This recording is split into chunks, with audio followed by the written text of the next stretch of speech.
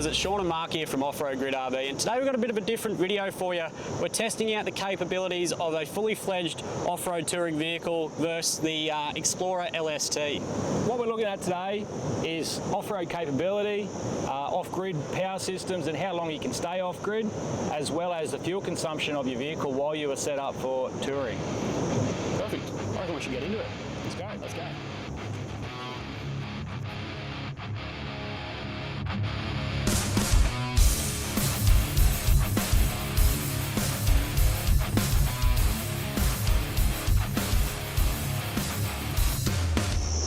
The beauty of the LST is its compact design. Unhitch, pull the awnings out, set up your chairs, your bed's already made. How easy does it get? So contrast that to a fully kitted out touring setup.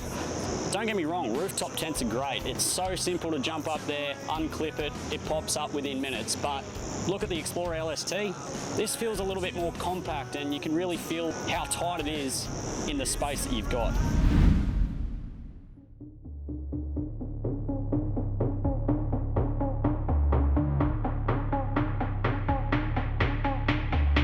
Let's talk living comfort. This is where the LST really shines.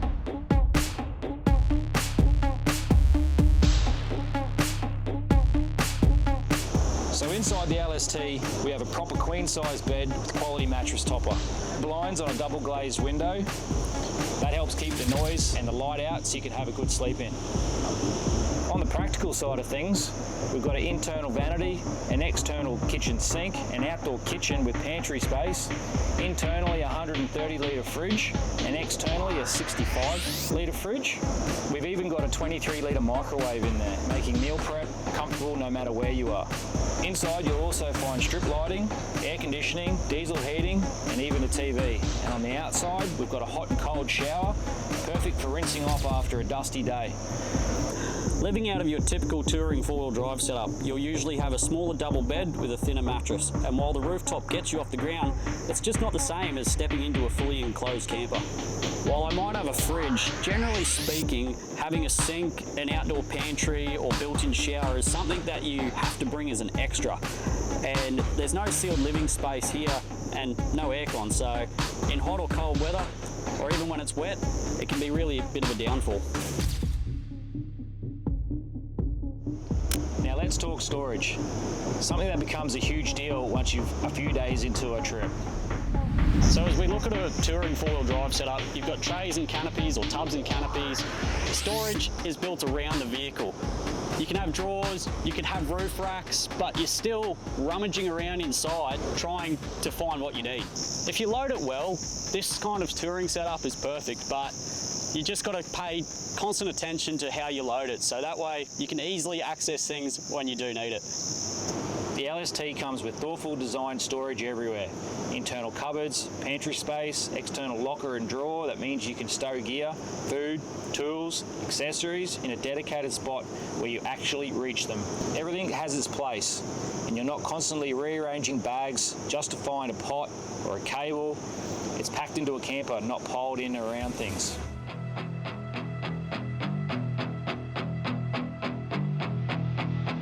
When you're going truly off-grid, how much water and power you can carry matters. Take water first. The LST carries a whopping 345 litres on board.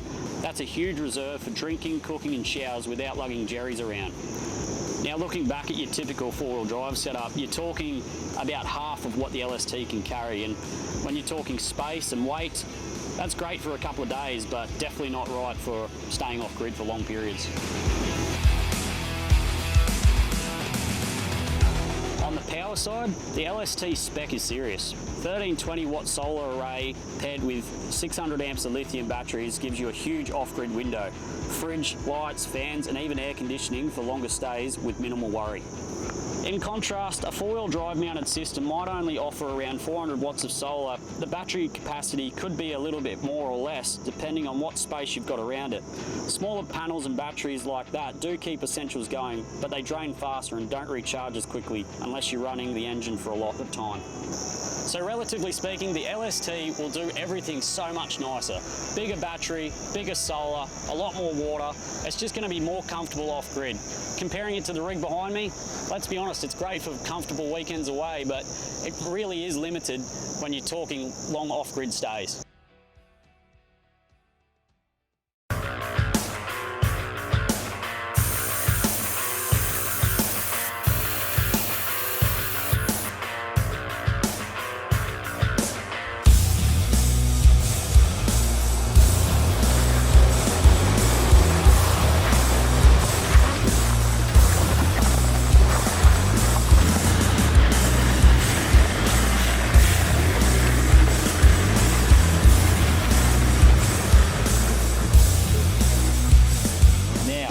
The four-wheel drive has some off-grid weaknesses. There's one area where it really shines: performance and mobility.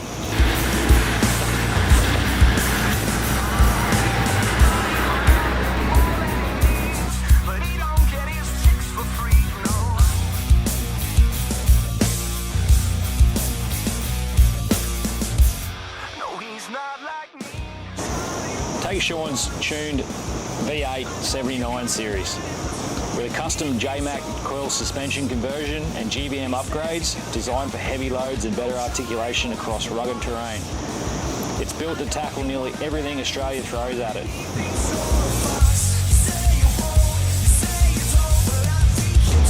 With Sean's setup, it means he can carry more gear, spin bigger tyres, and still maintain his suspension articulation without compromising capability. But that's not to say the LST doesn't have top-of-the-range off-road capability. Underneath this compact camper is the Cruisemaster ATX airbag suspension system with unleashed shocks, built to handle rough corrugations, washouts, and rocky climbs reliably for a long period of time. The chassis itself is fully engineered, built in Australia for Australian conditions using Australian products. Rolling on method race wheels wrapped in rugged Yokohama mud tyres, it's set up for traction and durability no matter the surface.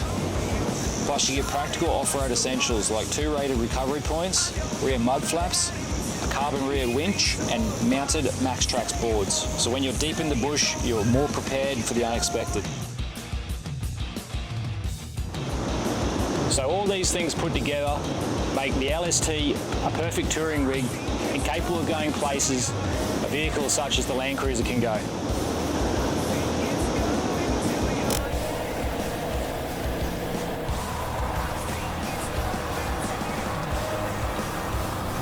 So let's talk fuel economy, and that's where the Explorer LST really has a number on a full touring setup. The ability to take your vehicle off, set it up as a base camp, allows you to run down the beach, go to the shops, and still come home to a place where you left it. So what's that got to do with fuel economy? The Cruiser behind me here generally runs every day at around 16 litres per 100, while the Ranger towing the LST is averaging about 17 litres per 100. But again, the ability to take it off means he can go back to everyday driving at around 10 to 11.